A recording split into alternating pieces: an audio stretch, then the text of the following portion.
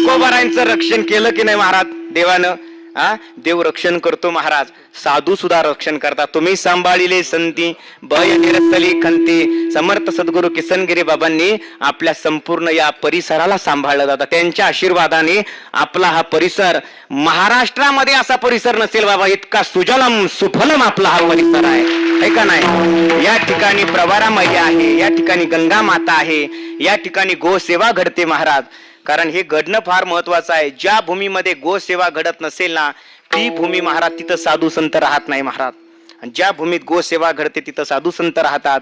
आपल्या या ठिकाणी बाबांना गोसेवा अत्यंत प्रिय आहे महाराज, गोसेवा. आणि गोसेवा घडलीच पाहिजे प्रत्येकाच्या जीवनामध्ये. ती गोसेवा किसनगिरी बाबापासून आलेली परंपरा आहे. म्हणून समर्थ सद्गुरू किसनगिरी बाबांचा हा सोहळा आपण सर्वांनी या ठिकाणी अनुभवलाय, अनुभव घेत आहात. आजची सेवा ही बाबांनी माझ्याकडे दिलेली आहे. मी एक सामान्य वारकरी आहे, तुकोबारायची सेवा करणारा. म्हणून ही सेवा पूर्ण जी मी समर्पित केलेली आहे ती संपूर्ण बाबांच्या चरणी समर्पित करणार आहे. कारण बाबांच्या आशीर्वादाने आदरणीय स्वामीजी बसलेले आहेत. स्वामीजींच्या आशीर्वादाने आपण सर्व साधू संत बसलेले आहात.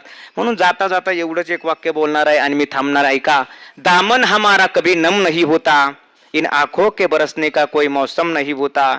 अरे इतने विकारों के बीच भी मैं महफूज रहता हूँ, क्योंकि मेरे सदगुरु भास्कर गिरी बाबा की दुआओं का खजाना कभी कम नहीं होता. बाबांचा आशीर्वाद आपल्या सर्व साधक मंडळीच्या पाठीशी महाराज. कुणी येऊ द्या, लहान वृद्ध कसा येऊ द्या महाराज, बाबांचं बोलणं वागणं अगदी अगदी सामान्य आपल्या बरोबर असतं महाराज. हे जीवन साधूचं असतं.